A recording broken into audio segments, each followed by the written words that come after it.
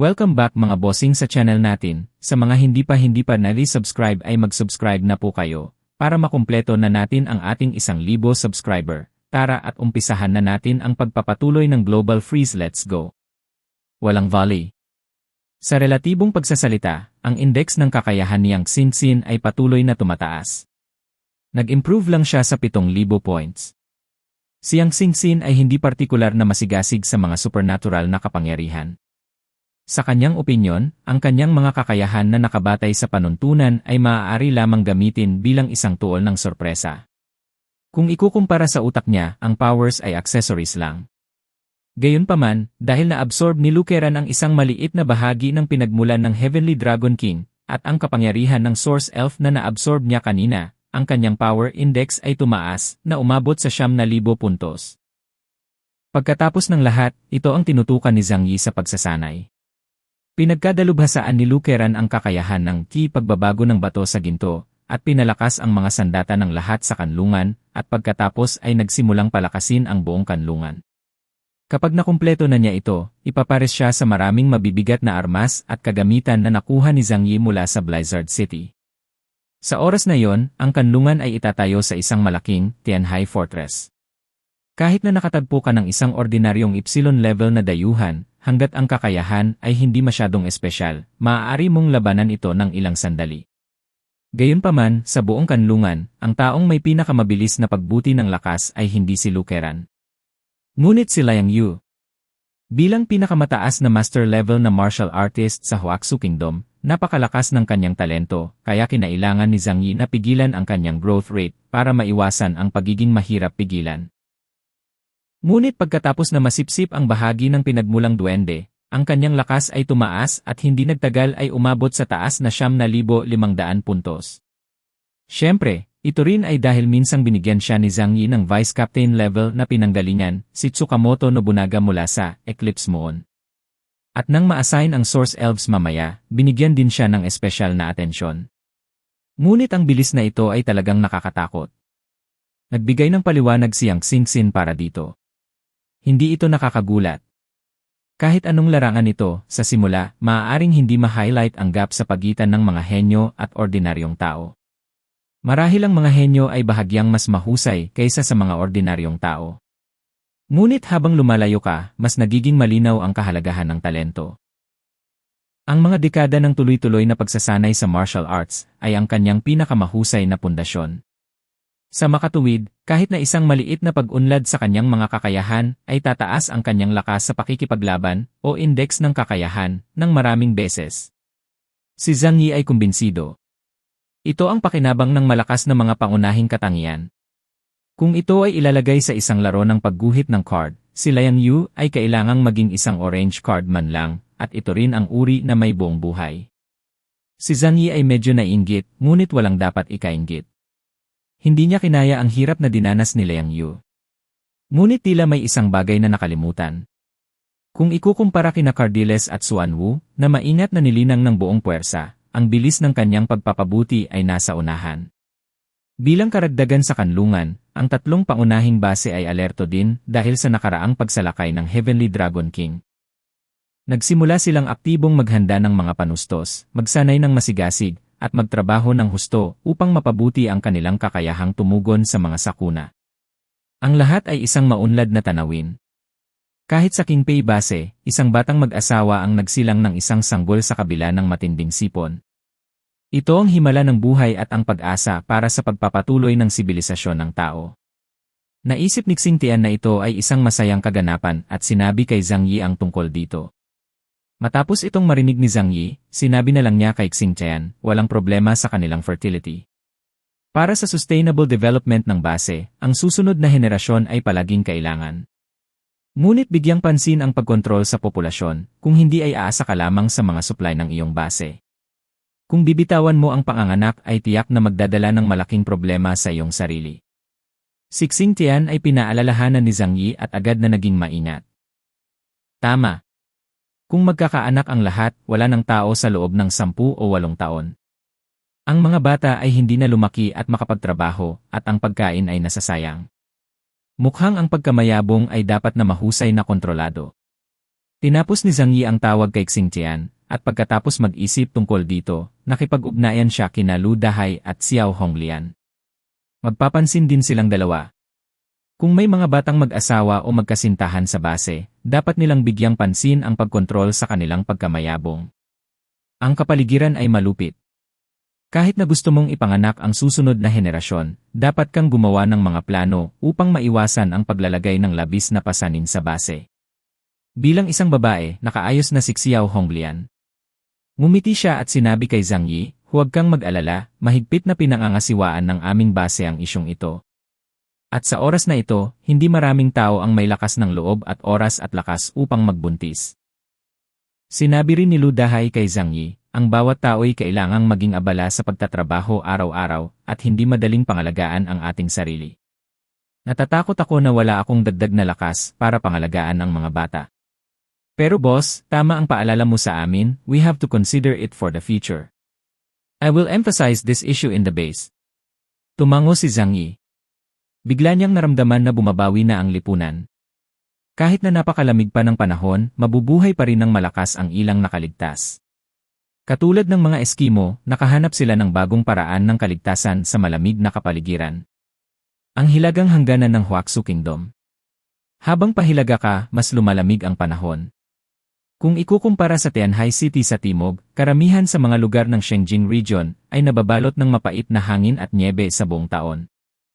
Kahit na ang mga alien na pinahusay na uri na may medyo malakas na panlaban sa malamig ay bihirang maglakas loob na makayanan ang matinding lamig sa hilaga. Ang Qinling Mountains, isang bulubundukin na tumatawid sa hilagang lupain ng Huaxu Kingdom, ay nababalot na ng pilak at hangin sa malawak na lupain. Ang hilagang hangin ay umuungol at ang mga snowflake ay parang mga kutsilyo. Kung ang hangin at nyebe sa temperaturang ito ay pumutok sa mukha ng isang tao, mabilis itong magyelo sa tisyo ng tao, na mas masakit kaysa sa pagputol ng laman gamit ang isang kutsilyo. Ngunit sa ganoong kalupit na kapaligiran, may matitigas at patayong mga figura sa mahabang paikot-ikot na landas na ito na umaabot sa hilagang silangan. 3 hakbang patungo sa isang poste, 5 hakbang patungo sa isang gwardiya. Ang mga sundalong nakasuot ng asul na uniporme ng militar na hindi tinatablan ng malamig na may hawak na mga baril sa kanilang mga kamay ay nakatayong parang mga eskultura. Ang mga alon ng magaspang na dagundong ay nagmula sa mga bundok. Sa kahabaan ng itim na riles, isang tren ang dahan-dahang umalis sa lambak at tumungo sa pinakamalapit na Snow Dragon City. Ang mga karwahe ay mahigpit na selyado, nakahawig ng madilim na berdeng lata. Ito ay hindi isang espesyal na tren na nagdadala ng mga tao, ngunit isang bagay na nahukay mula sa ilalim ng Qinling Mountains. Sa apokalipse, ang mahahabang riles ay maaaring mailagay sa gayong masalimuot na lupain at mahigpit na binabantayan ng mga bantay. Sa kaharian ng Huaxu na ito, ang tanging mga taong may ganitong uri ng enerhiya ngayon ay ang pinakamataas na gumagawa ng desisyon sa rehiyon. Ang itim na riles ay nagyelo at natatakpan ng dinurog na yelo at nyebe, ngunit ito ay umaabot hanggang sa pinakamalalim na bahagi ng Qinling Mountains. Hindi natapos ang riles hanggang sa makarating ito sa isang lugar na tinatawag na Wuyu Valley. Sa oras na ito, ang lugar na ito ay naging isang malaking lugar. Maging isang malaking lugar na pinaghihigpitan ng militar. Dose-dosenang mga sundalo na may mga lead na bala sa harap ng lambak, isang 10 metrong taas na hadlang na gawa sa reinforced concrete, at isang machine gun na may kalibre na 10-10 sentimetro na malabong nakausli mula sa shooting port, o daan-daang sundalo mula sa Shengjing na walang putol na nakakonekta sa kalapit na kalsada ang mga patrol guards na gustong mga sundalo na binubuo ng karamihan ng mga gwardya sa mga elite. Upang makalapit sa lugar na ito na ang lugar na ito ay lubhang mahalaga at mapanganib. Sa akin, walang malalim na lambak. Ito ay hindi orihinal na lambak na umiral sa Qinling Mountains. Ngunit pagkatapos ng katapusan ng mundo, ang lupa ay biglang nag-crack na nagpapakita ng isang malalim na lambak. Nang maglaon, matapos itong matuklasan ng distrito ng Shengjing, artipisyal itong pinalawak at naging mas malaki at mas malalim. Ngayon, hindi na ito ang open-air valley dati, kundi isang misteryosong lugar na sakop ng isang malaking takip. Pagpasok sa lambak mula sa pasukan, makikita mo ang isang maliwanag at mainit na lugar. Nababalot na ito ng mga modernong pasilidad. Ngunit sa gitna ng lambak, ang napakalaking hukay, na parang mata ng demonyo, ay tila kayang lamunin ang lahat ng bagay sa mundo.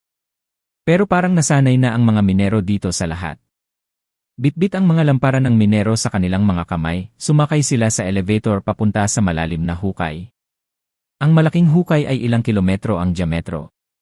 Kahit na ang pinakamalaking searchlight ay sinindihan dito, hindi nila makita ang ilalim. Hindi ko alam kung gaano kalalim dito, parang dumiretso sa heads. Kahit na ang pinakamaraming minero ay kailangang huminga ng malalim para kumalma kapag bumababa. At mayroon talagang libo-libo ng gayong mga minero sa Wuyu Valley. Bumaba sila na parang mga langgam na may dalang mga gamit at mga bote ng oxygen. Mayroong daan-daang mga elevator. Bumaba ang mga tao dito at umaakyat doon ang mga tao. May dala silang malaking espesyal na bag pagdating nila, nagbuga ng espesyal na asul na liwanag ang bag sa dilim.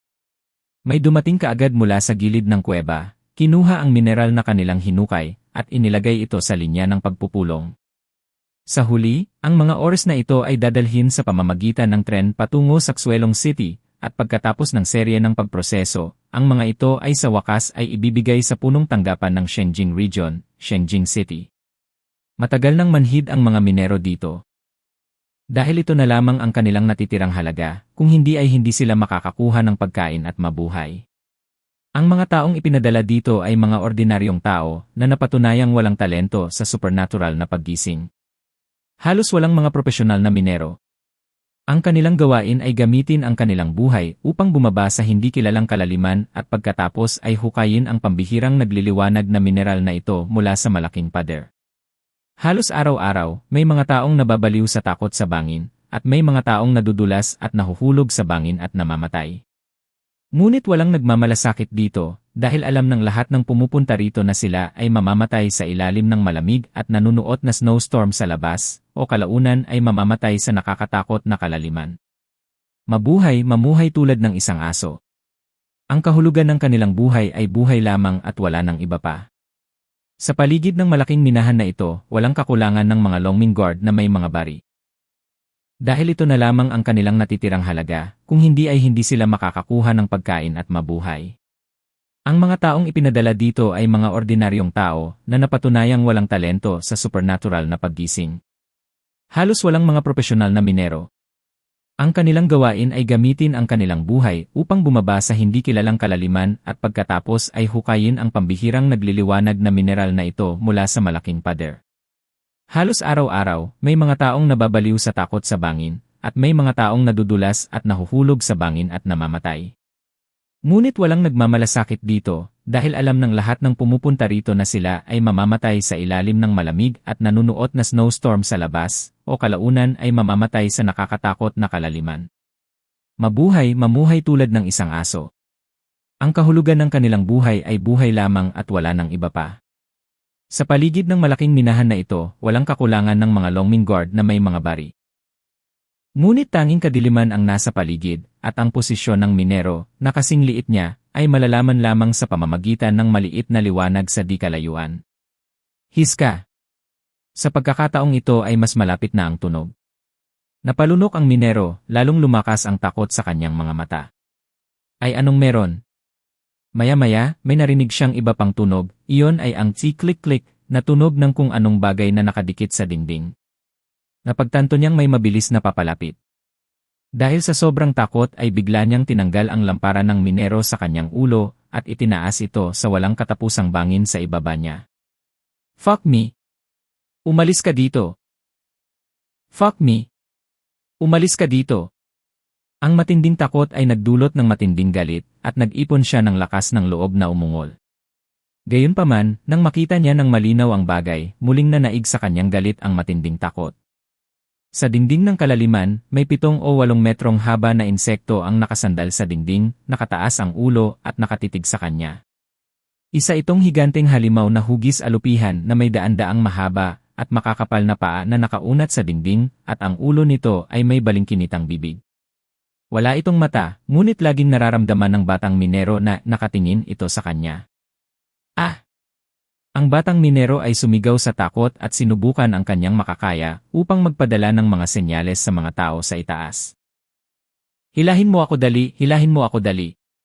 May halimaw dito. Bago pa siya matapos magsalita ay sumugod na ang higanteng alupihan.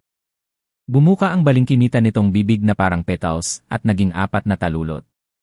Ang bawat talulot ay natatakpan ng matatalas na ngiping parang barb. Ang pag-angat ng elevator ay kontrolado ng mga tao sa itaas. Bawal umakyat ang mga minero dahil hindi pa sapat ang mineral.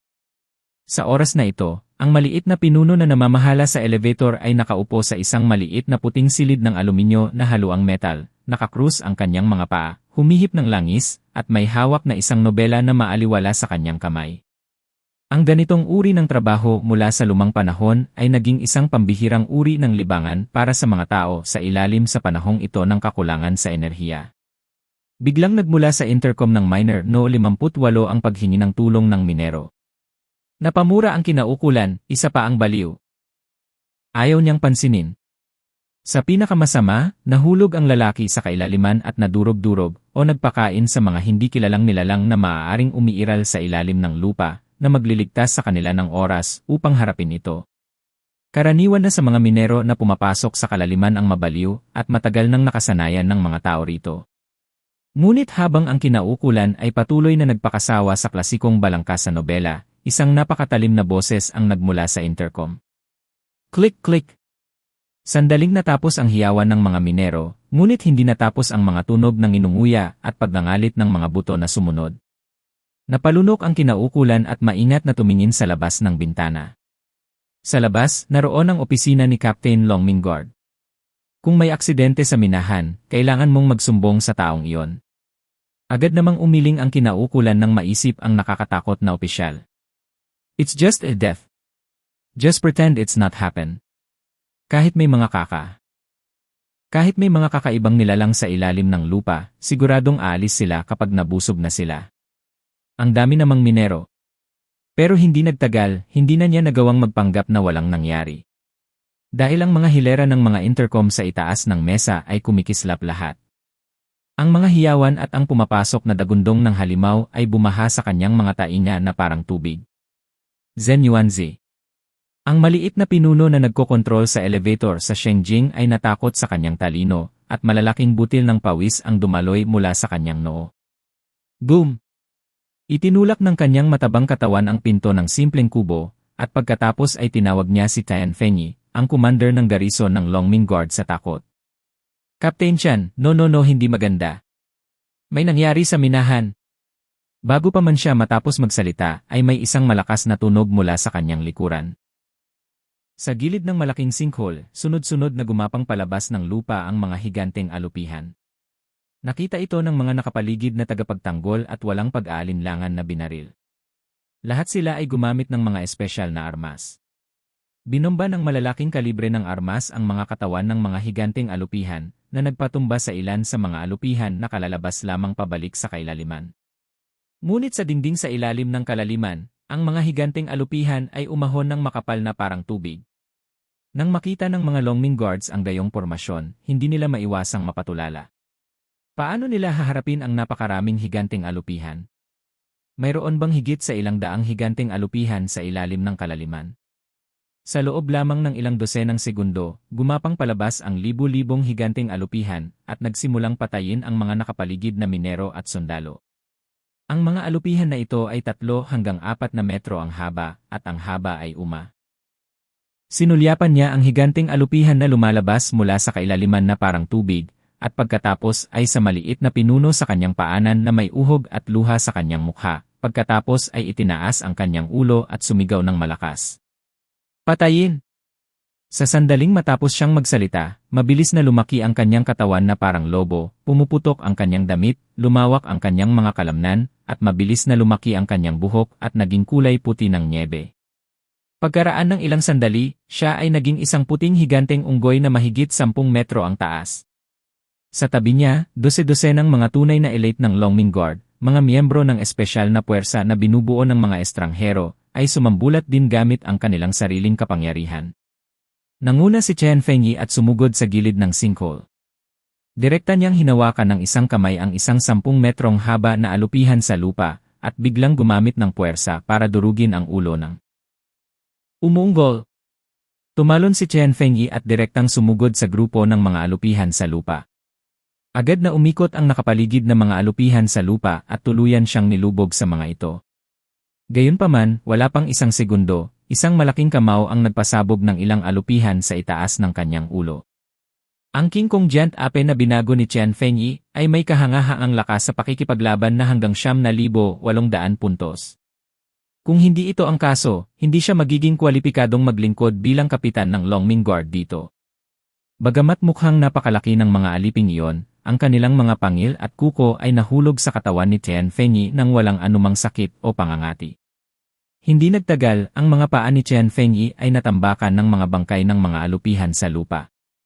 Ang mga elite na Longming Guards na pinamumunuan ni Chen Fengyi ay sumali rin sa labanan. Kahit na ang kanilang bilang ay ilang dosena lamang, sa mga labanan sa pagitan ng mga dayuhan, kung minsan ang bilang ay hindi gaanong nangangahulugang.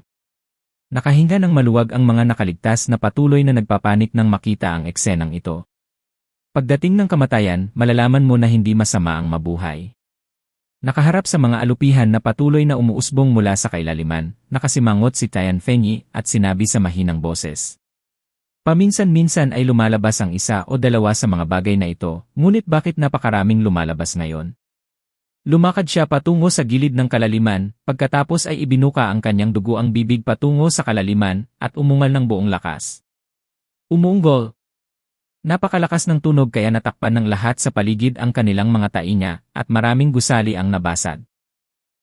Ang libo-libong ground centipedes na umaakyat pa rin sa ilalim ng kalaliman ay direktang itinumba sa kalaliman. Ile! Isang surot lang.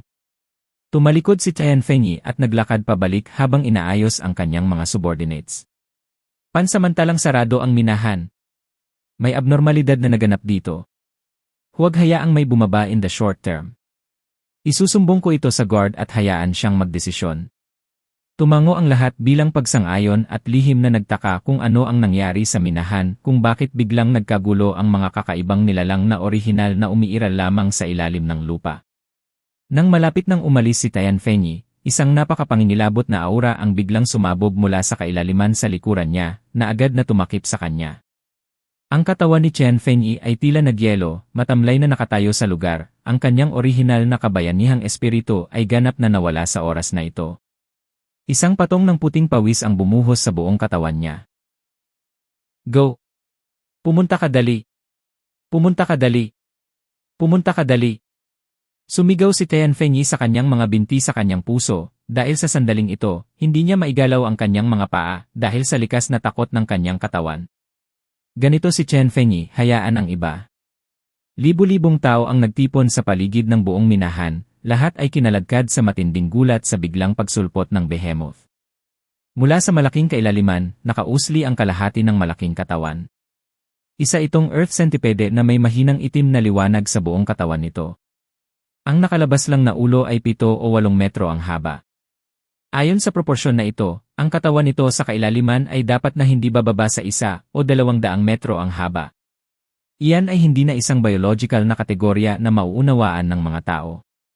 Maging ang pinakamalaking nilalang na kilala ng tao ay parang mga laruan sa harapan nito. Napakalaki, nakakatakot, at walang pag-asa na makapangyarihan. Nay. Ipsilon. Pinilit ni Chen Fengyi na iluwa ang mga salitang ito. Ngunit bumaling sa kanya ang mga mata ng napakalaking nilalang na iyon na tila nagmula sa isang gawa-gawang mundo. Isang masarap na pagkain. Sa ilang kadahilanan, tila naramdaman ni Chen Fengyi ang iniisip ng kabilang partido. Ang isang dayuhan na may power index na 7,800 puntos ay isang plato lamang ng masasarap na pagkain sa harap nito. Ang lahat ay nahulog sa ganap na kawalan ng pag-asa. Mula sa sandaling lumitaw ang nilalang, hindi nila nagawang bumuo ng kamalayan ng paglaban mula sa kaibuturan ng kanilang mga kaluluwa. Marahil ang pagtanggap ng kamatayan ng mahinahon ay ang pinakamagandang wakas. Sa sandaling ito, isang boses ang biglang nagmula sa malayo. Ang mga kakaibang nilalang na nagdudulot ng kaguluhan sa ilalim ng Qinling Mountains sa wakas ay naibunyag na ba ang kanilang tunay na anyo? Sa tuktok ng mga bundok na nababalutan ng nyebe, isang lalaking nakasuot ng mabibigat. Nakasuot ng matingkad na dilaw na mabigat na baluti, mayroon itong pakiramdam ng kontradiksyon na sumasalungat sa panahon. Kapag isinusuot sa kanyang katawan, nagbibigay ito sa mga tao ng sobrang solid at hindi matinag na pakiramdam. Ngunit ang kanyang hitsura ay nagdulot ng pag-asa sa lahat. Lord Guard! Sigaw ni Chen Fengyi. Ang taong dumating ay isang taong may malalim na background na ipinadala ng Shenjing District sa Qinling Mountains. Ang subong tagapag-alaga ni Wuyugu, Zhen Yuanzi, Zongyu. Insekto na ina. Nang lumitaw ang malaking itim na alupihan, ganap na nawala ng pag-asa ang lahat. Ngunit ang hitsura ni Zongyu ay parang araw na nagbibigay liwanag sa kanila. Naramdaman ang Black Ground Centipede, Insect Mother, ang aura ni Zongyu, at agad na sumuko kay Chen Fengyi sa kanyang harapan, itinaas ang kanyang ulo at tumingin sa kanya. Ang mga mata ni Zongyu ay kumislap ng may pag-iingat, at sa ilalim ng kanyang mga paa, ang mga bundok ay biglang gumawa ng malakas na dagundong na tunog. Ang hindi gumagalaw na mga bundok ay biglang gumalaw sa ilalim ng kanyang mga paa, na umaabot pasulong na parang isang higanteng dragon. Ang lupa ay umaagos tulad ng isang ilog at batis, nakapalibot sa kanyang mga paa, at nagiging isang tuktok, isang hagdanan na umaabot pasulong. Sasama ako sa mga bundok. Itinulak ni Zongyu ang kanyang kanang palad patungo sa ina ng insekto, at ang mga bundok sa ilalim ng kanyang mga paa ay direktang idiniin sa tuktok ng ulo ng ina ng insekto. Kaluskos. Kakaiba ang sigaw ng inang insekto, parang mga batong umuuga sa kahon na gawa sa kahoy. Pagharap sa pumipigil na bundok, hindi ito umiwas, bagkus ay ibinuka ang dugo ang bibig at diretsong tinamaan. Ang bundok ay gumuho at si Zongyu ay lumipad pabalik, at ang mga bagong lupa at mga hakbang na bato ay mabilis na lumitaw sa ilalim ng kanyang mga paa upang saluhin ang kanyang katawan. Ang mga durog na bato ay lumilipad sa buong kalangitan, at maraming tao ang nadurog hanggang sa mamatay bago sila makatakas. Mabilis na sumigaw si Chen Fengyi para makatakas kaagad ang lahat. Si Zongyu ay kalahating lumuhod sa lupa at mga bato, pinagdikit ang kanyang mga kamay. Bumagsak ang lupa. Karamihan sa katawan ng ina ng insekto ay nasa kailaliman pa, ngunit sa sandaling ito, ang nakapalibot na mga pader na bato ay biglang yumuko at mabilis na sumiksik patungo dito. Si Zongyu ay tumalon, ang dilaw na liwanag ay namuo sa kanyang armor, at ang isang malaking bilang ng mga bato ay mabilis na nakakabit sa kanyang armor na parang naakit ng isang bagay. Sa loob ng ilang sandali, si Zongyu ay nagbagong anyo bilang isang higanteng lupa at bato na mas malaki pa sa inang insekto. Itinaas niya ang kanyang mga kamao at marahas na tinamaan ang inang insekto. Boom! Nagsalpukan ang higante at ang ina ng insekto at diretsong lumubog sa bangin, habang ang mga pader na bato sa magkabilang panig ay mabilis na nagsara, ganap na tinatakan ang mga ito. Ang orihinal na malaking sinkhole ay ganap na hinarang ng kapangyarihan ni Zongyu. Sumigaw si Chen Fengyi gamit ang loudspeaker, lahat ay umatras kaagad. Umalis dito, sumakay ang mga hindi mandirigma sa tren at umalis, mabilis, mabilis. Alam niyang hindi ganoon kadaling matatapos ang labanan sa antas ng Epsilon. Ang digmaan sa pagitan ni Zongyu at ng Insect Mother ay magpapatuloy, at ang mga ordinaryong tao na nananatili sa malapit ay tiyak na mamamatay. Tanging ang mga estranghero na tulad nila ay maaaring manood mula sa isang tiyak na distansya. Ngunit naghihintay lamang silang makilala si Zongyu at hindi kwalipikadong direktang lumahok sa labanan. Sa ilalim ng kalaliman, sinimulan ni Zongyu at ng Insect Mother ang pinakanakakatakot na hand-to-hand fight. Ang daanan sa likod niya ay hinarang ni Zongyu upang maiwasang maapektuhan ng labanan ang ibang tao. Kung hindi, ang buong Wuyu Valley ay maaaring maapektuhan ng labanan. Ang kamao ng higanteng bato ay tumama ng husto sa katawan ng ina ng insekto, at ginamit din ng ina ng insekto ang flexibility ng kanyang katawan upang sakalin ang higanteng bato. Ibinuka nito ang napakalaking bibig at tinutukan ang ulo ng higanteng bato. Agad na nabuo ang isang itim na alon ng enerhiya, at pagkatapos ay direktang winasak ang kalahati ng ulo na naipon mula sa malaking bato. Gayunpaman, ang tunay na katawan ni Zongyu ay wala dito. Hinawakan niya ng dalawang kamay ang katawan ng Insect Mother at buong lakas niya itong pinunit. Ang labanan sa pagitan ng isang tao at isang insekto ay nagpanumbalik ng orihinal na anyo. Sa kailaliman, may mga dagundong. Ang kapangyarihan ni Zongyu at ng inang insekto ay napakalakas, at ang kapangyarihang pumuputok sa bawat suntok ay bubuo ng nakakatakot na shockwave. Kung hindi dahil sa napakalaki ng bangin, hindi nito kakayanin ang pag-aaway nilang dalawa. Habang sila ay nakikipaglaban, kailangan nilang kumapit sa mga batong pader ng kalaliman, kung hindi ay mahuhulog sila sa walang hanggang kalaliman sa ibaba, at maging ang pinakamalakas nilang katawan ay madudurog sa laman. Kaluskos. Ibinuka ng insect mother ang kanyang pangit na apat na talulot na bibig at biglang nag-spray ng stream ng dark green liquid patungo sa higanteng katawan ni Zhongyu. Matapos mahulog ang likido sa malaking bato, agad na natunaw ang boulder armor sa Zhongyu. Sa loob ng ilang sandali, ang higanteng anyo ni Zhongyu ay nadurog na. Umiling siya ng malakas, at sumabog ang mga malalaking bato sa kanyang katawan, na parang mga kanyon na bumaril patungo sa ina ng insekto. Nakakapit sa bangin ang malaking katawan ng ina ng insekto. Sa pagharap sa pag-atake ni Zhongyu, ang katawan nito ay namilipit sa malisyosong paraan, at lahat ng lumilipad na graba ay tumalbog palayo. Ang ibabaw ng katawan nito ay isang napakatigas na shell. Ang ganitong uri ng nilalang na naninirahan sa ilalim ng lupa ay umaasa sa shell at lason na ito upang madaling maputol sa lupa at mga bato at maghukay ng mga kuweba. 7 o 8 makapal na piraso ng bato ang umaabot mula sa bangin, na naging lugar kung saan nanirahan si Zhongyu. Nakatutok ang mga mata niya sa kinatatayuan ng insect mother, tapos parang bola ng kanyon ang buo niyang katawan. Mula sa kanyang mga kamao na nababalutan ng mabibigat na baluti, isang malawak na pagdagsa ng supernatural na kapangyarihan ang lumabas, na nagmukhang isang Diyos.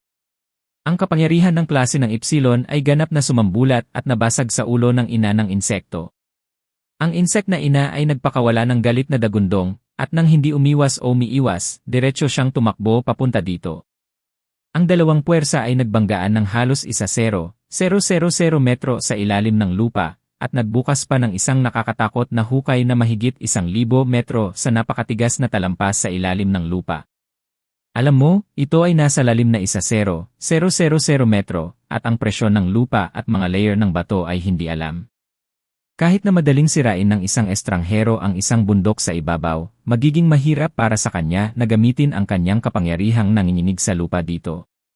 Maliban kay Zhongyu, bilang isang dayuhan na may kakayahan sa lupa, ang kanyang kakayahan na gumanap sa ilalim ng lupa ay higit pari. Ngunit matapos turuan ng leksyon ang inang insekto, mabilis itong dumistansya. Pagkatapos ng lahat, ito ay 1,000 metro ang lalim sa ilalim ng lupa, at ito ang tahanan ng inang insekto, hindi sa kanya. Lumalaban dito, tumataas din ang pagkonsumo ng oxygen sa combat suit. Higit pa rito, hindi siya sanay na lumaban sa sobrang lalim sa ilalim ng lupa, kaya naging malaking problema ang liwanag. Kung patuloy tayong lalaban, mahihirapan tayong makamit ang anumang resulta. Siya ay nakipag-ugnayan sa halimaw na ito ng higit sa 1 beses o 2 beses. Hanggat nagtatago ito sa ilalim ng lupa, hindi ito makakalaban ni Zhongyu sa mahabang panahon. Magiging mas mahirap na pumatay ng isang Epsilon level na mutant na nilalang na sumasakop sa isang geographical na kalamangan. Ina ng mga insekto, huwag ka nang manggulo pa. Huwag mong isipin na hindi ka namin kayang patayin, ngunit ayaw naming sirain ang lupaing ito para sa iyo. Sinabi ni Zhongyu sa ina ng insekto sa. Karamihan sa mga mutant na nilalang sa kaharian ng Epsilon ay may mataas na yi, at maaaring maunawaan nila ang saloobin ni Zhongyu. Tumingin si Zhongyu sa paligid, at dahan-dahang lumabas ang ina ng insekto mula sa isang bangin. Bagamat wala itong mga mata, ramdam ni Zhongyu ang matinding puot nito. Biglang nagbago ang ekspresyon ni Zhongyu. May kung ano sa mata niya na nagpalamig sa likod niya. Ito ay paggalang. Ito ay takot. Ito ay nagmumula sa kaibuturan ng kaluluwa, ang pagnanais na yumuko. Dinala mo ako dito kasi. Sa sumunod na sandali, nagkaroon ng nakakabinging dagundong sa ilalim ng kailaliman, at ang mga sound wave ay kumalat pa mula sa ilalim ng lupa na parang mga alon ng lindol, na naging sanhi ng marahas na pagyanig sa buong Wuyu Valley. Komprehensibong pag-upgrade. Hunyo 2052, tag-araw sa kalendaryong planeta. Ang pagdating ng tag-araw ay nagdulot ng makabuluhang pagtaas ng temperatura sa Northern Hemisphere. Gayunpaman, para sa mga taong nakaligtas sa panahon ng yelo pagkatapos ng sakuna ng Doomsday, hindi halata ang pagbawi na ito. Tulad ng Tianhai City sa timog silangang baybayin. Walang gaanong pagkakaiba sa pagitan ng -60 degrees at -40 degrees. Mabilis na lumipas ang kalahating taon, at nagsimula rin ang Tianhai City sa isang panahon ng kapayapaan. Si Zhang Yi at ang kanyang mga miyembro ng pamilya ay patuloy na pinahuhusay ang kanilang lakas at tinutuklasan ang mas malaking potensyal ng kanilang sariling mga kakayahan. Si Zhang Yi at ang kanyang mga miyembro ng pamilya ay patuloy na pinahuhusay ang kanilang lakas at tinutuklasan ang mas malaking potensyal ng kanilang sariling mga kakayahan.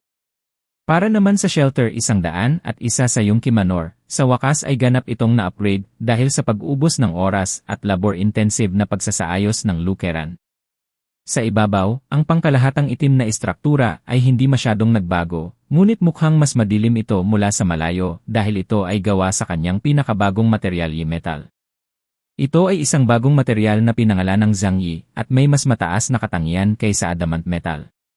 Hindi ito maaaring likhain gamit ang anumang kasalukuyang paraan ng teknolohiya ng tao.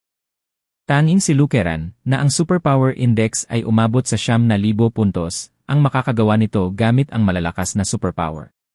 Minsan ay nagsagawa si Zhang Yi ng mga eksperimento at nalaman na ang mga materyales na ginagamit sa mga shelter ngayon ay hindi maaaring tumagos ng 5. Sa kapal ng kanyang buong suntok. Ang kapal ng mga dingding ng buong kanlungan ay na-upgrade na ngayon sa isang kahanga-hangang kapal na 5 metro. Gaya ng sinabi ni lukeran, kaya niyang makabisado ang istruktura ng bagay sa mikroskopiko na kaharian at kayang baguhin ang halos lahat ng bagay. Kaya't iniligtas din ni Zhang Yi ang kanyang sarili sa problema sa paghahanap ng mga materyales. Siyempre, mas malaki ang pagkakaiba sa istruktura ng material, mas mataas ang enerhiya na kinakailangan para sa conversion. Sa makatuwid, pinili ni lukeran na gumamit ng ordinaryong metal upang i-convert ito sa Y-metal at pagkatapos ay direktang pinalakas ang buong shelter sa pamamagitan ng particle fusion. Sa oras na ito, ang kanlungan ay hindi na isang simpleng pile ng mga materyales, ngunit itinayo na sa isang pinagsamang istruktura.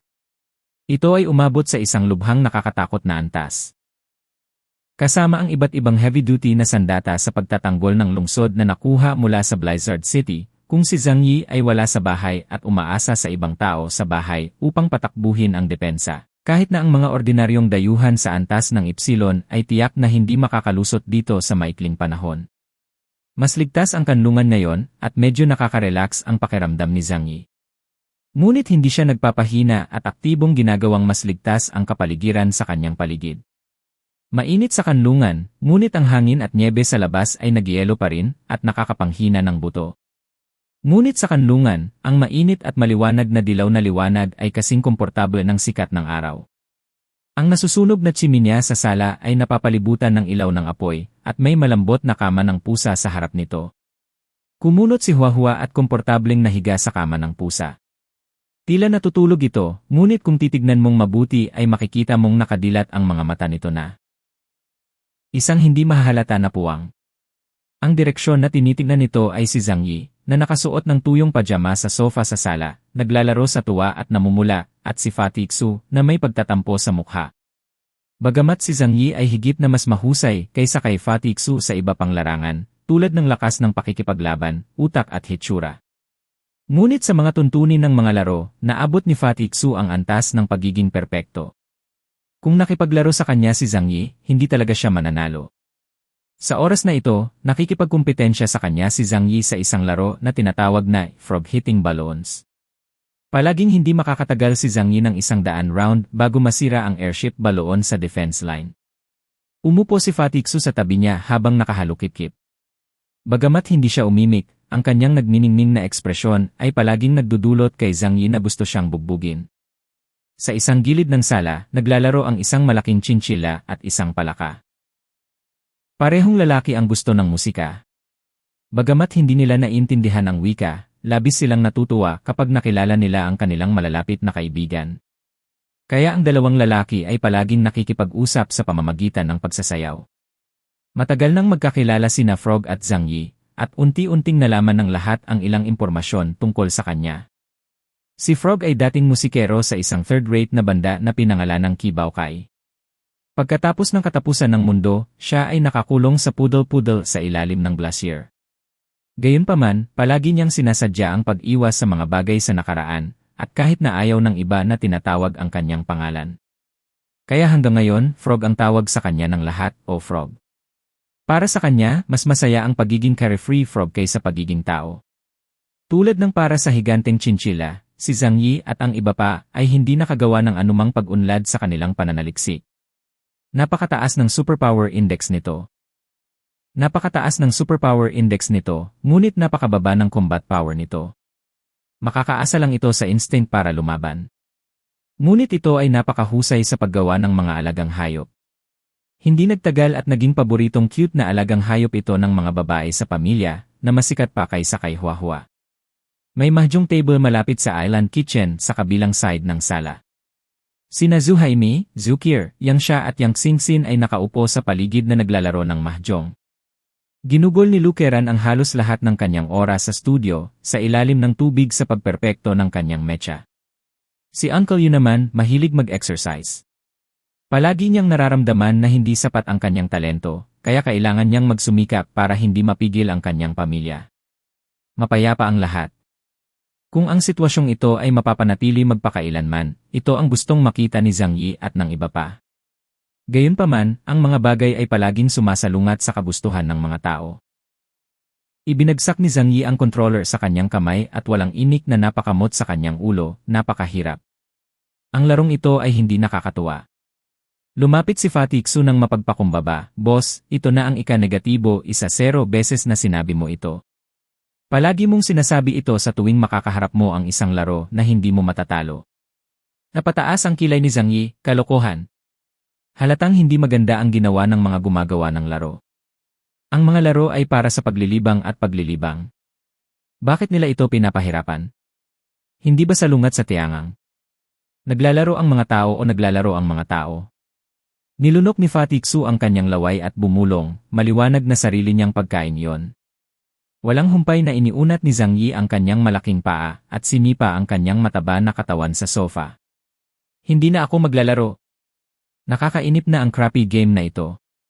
Mabilis na pinatay ni Zhang Yi ang laro at pagkatapos ay binuksan ang kanyang walang talo na Plants vs Zombies.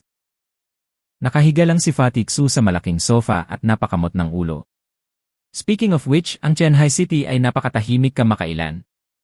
Wala ring balita mula sa Blizzard City, kaya hindi nakakagulat. Narinig ito ni Zhang Yi at tumingin sa kanya ng malalim, "Ayaw mong magkaroon ng bibig ng uwak. Sapat na ang masayang buhay mo, tama ba? Kailangan mong maghanap ng gulo." Tumawa ng malakas si Fatih Xu, "Kaswal ko lang sinabi, pero hindi totoo." Nang matapos siyang magsalita, biglang narinig ng communicator na si Zhang Yi sa tabi niya ang tunog ng "ding-dong." Nawala ang ngiti ni Fatih Xu sa kanyang mukha. Tahimik na kinuha ni Zhang Yi ang communicator at binigyan si Fatih Xu ng masamang tingin. "Zhu Zeng. It's none of our business, boss." Pawis na pawis si Fatih Xu. Mabilis niyang sinampal ang kanyang bibig ng 2 beses at naisip sa kanyang sarili, hindi ito maaaring nagkataon, hindi ba? Tumingin si Zhang Yi sa communicator sa kanyang kamay, ngunit nahulog sa malalim na pag-isip. Dahil sa oras na ito, kung kailangan mong makipag-ugnay sa kanya, tiyak na hindi ito maliit na bagay. Sa mga hindi pa subscribe mga bossing ay mag-subscribe na po kayo para makumpleto na natin ang ating 1,000 subscriber. Salamat mga bossing.